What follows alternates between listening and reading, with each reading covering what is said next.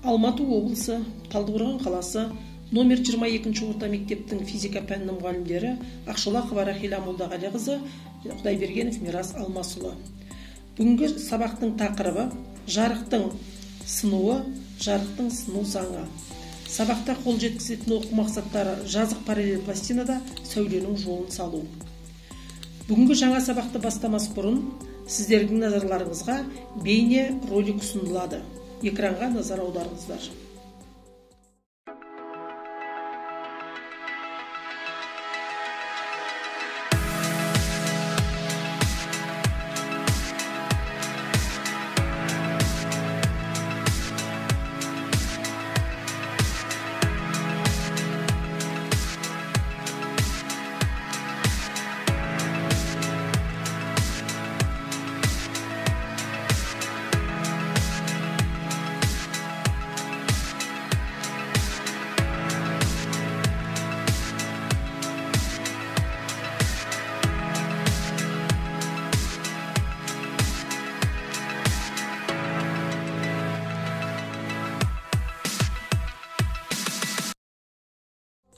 Бейнероликтегі тәжірибеден көргеніміздей, глицерин, май, су, үш түрлі сұйықтықтағы шыны таяқшаның әртүрлі ортада қалай орналасатынын көрдіңіздер. Осыдан бүгінгі сабақтың тақырыбын ашсақ, жарықтың сыну құбылысы деп, бірінші ортадан екінші ортаға өткенде жарық сәулелерінің таралу бағытының өзгеруін айтамыз.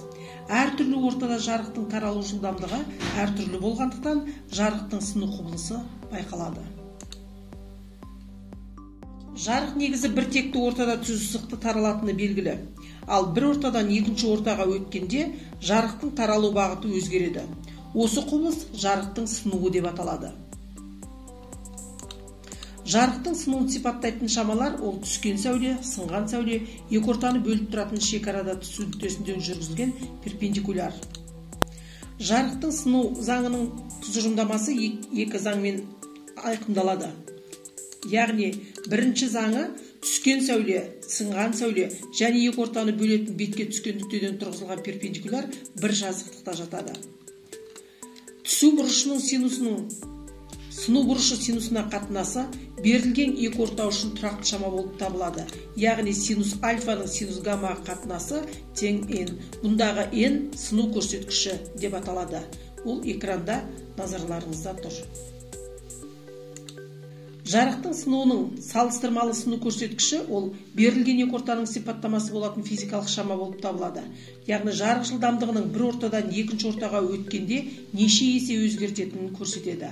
Ал абсолют көрсеткіші берілген ортаның вакууммен салыстырғандағы сыну көрсеткіші, яғни n тең s бөлінген v. Бұндағы s деп отырғанымыз вакуумдағы жарық жылдамдығы болатын болса, v жарықтың ортадағы жылдамдығы. Яғни біз бүгін жарықтың сыну туралы білдік. Енді жарықтың сыну заңы туралы тұжырым жасайтын болсақ, біз бейне роликтерге назар аударайық. Жарық бір ортадан екінші ортаға өткен кезде оның таралу жылдамдығы өзгереді. Алайда оның жиілігі тұрақты болып қалады. В лямбада көбейтілген ньюға тең болғандықтан, В өзгерген кезде жарық толқынының ұзындығы лямбада да өзгереді. Берілген ортаға тәуелді шама ортаның сыну көрсеткіші деп аталады, немесе жай ғана сыну көрсеткіші деп аталады. Бұл шама жарықтың берілген ортадағы қозғалысы вакуумге қарағанда қаншалықты жай қозғалатынын көрсетеді. Ауада n-ді шамамен бірге тең деп есептейміз, ал вакуумде n нақты бірге тең болады. Мына фильмнен біз суға толы стақанға салынған қасықты бақылап отырмыз. Мұндағы қасық сынып қалған секілді.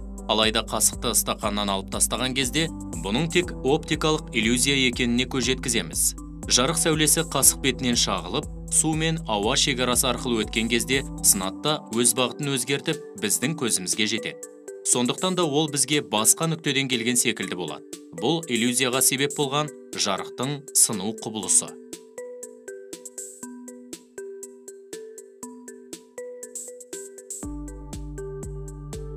Енді ойыншық автокөліктің тегіс жолдан бұдыр жолға өткен кездегі қозғалысын қарастырайық. Егер екі алдыңғы дөңгелек бұдыр бетке бір сәтте бірге өтпесе, машина бір жағына қарай бұрылып кетеді. Шын автокөліктің де тежегіші бір қалыпты жұмыс істемеген кезде бұндай жағдай орын алуы мүмкін. Сондықтан да тежегішті басқан кезде автомобиль бір жаққа қарай ауып кетуі мүмкін. Екі жағдайда орын алатын ауытқудың себебін түсінген шығарсыздар. Ол беттің түрлілігінен туындайтын жылдамдықтың өзгерісі. Жарық сәулесі мөлдір тақтаға түскен кезде оның бір бөлігі шағылады, ал қалғаны тақтадан өтіп сынады. Сынған сәуле тақта арқылы өтіп, шағылған сәуленің басқа қалған бөлігі тақтаның екінші бетіне келіп, одан шығып кетеді. Шыққан сәуле тақтаға түскен сәулеге параллель бағытта жылжиды. Тақтаға сәуленің түсу бұрышы ұлғайған сайын жылжытылу ұлғаяды.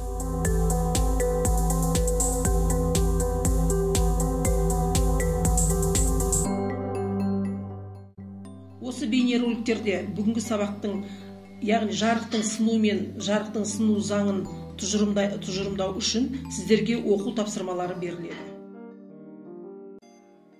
Сәлеметсіздер ме оқушылар? Балалар, бүгінгі сабақтың мақсатына негізделген тапсырма.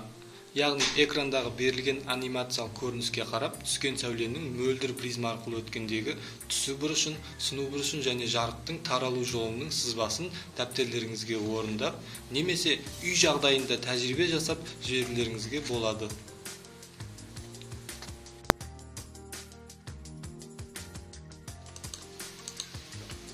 Берілген оқу жаттығу жұмысын өте жылдам әрі дұрыс орындап жіберген оқушылар олар Нұрым, Айгерім, Алва және Жұлдыз.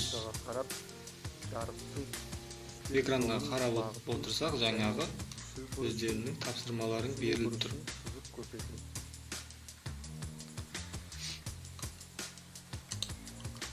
Енді, мына жерде Жұлдыздың орындағанына назар аударатын болсақ, Жұлдыз өте жақсы орындаған, сызбасын дұрыс салған, яғни бұл жерде гамма 1 деген бізде бірінші сыну бұрышы, гамма 2 екінші сыну бұрышына жатады.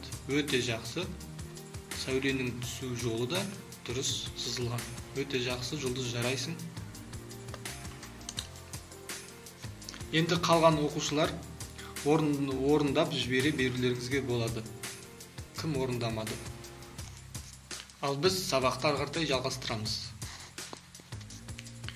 Енді келесі бүгінгі сабақта алған білімімізді бекіту және оқу мақсатын қаншалықты түсінгенімізді нақтылау мақсатында сіздерге өздеріңе таныс Quizzes қосымшасы арқылы викториналық сұрақтар беріледі. Сіздердің чатқа викторинаға кіру коды жіберілді.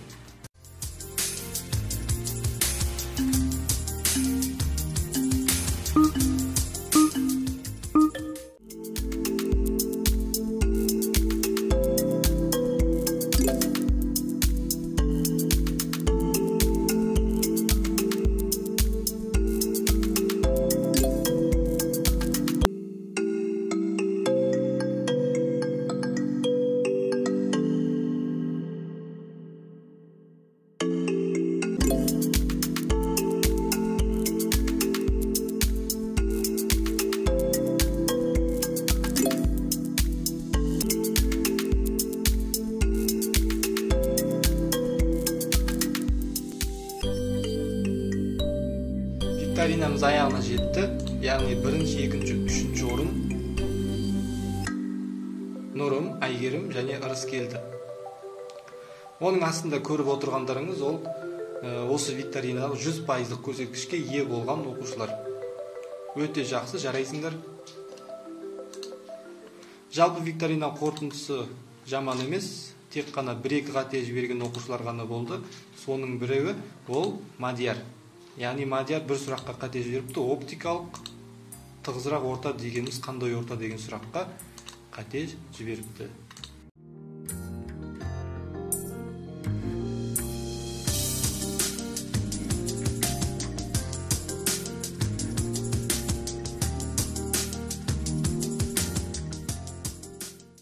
Енді толықтай қорытындылайтын болсақ, яғни бізде әр сұраққа, мына жерде әр сұрақта кім қалай жауап берді, қанша қате жіберді, бәрін көрсек болады. Жалпы 8 сұрақ.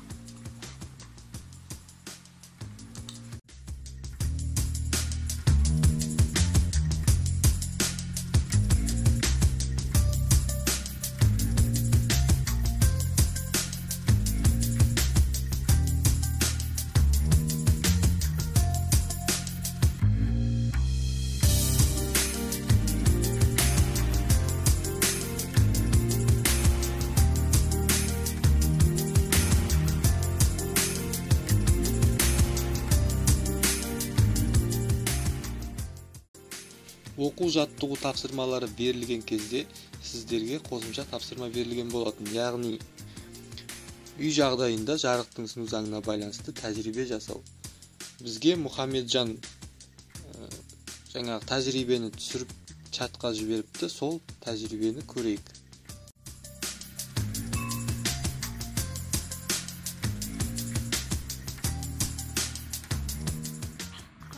Заңына байланысты тәжірибелердің біреуі. Біз яғни стақымға толы суға коронавирус салатын болсақ осынады. Яғни біз одан түсінетініміз жарық бір ортадан екінші ортаға өткен кезде оның жылдамдығы өзгеріп, оптикалық иллюзия арқылы сынады. Мұхамеджан, жасаған тәжірибеңе кері байланыс беретін болсам, өте жақсы, жарайсың. Бүгінгі сабақты түсінгенімді осы тәжірибе арқылы дәлелдедім. Өте жақсы, керемет. Осымен бүгінгі сабағымыз аяқталды. Сабаққа қатысқан оқушыларға чат арқылы кері байланыс жүргізіледі. Және күнделік кезет арқылы сабақтағы белсенділіктеріңізді көрсеңдер болады.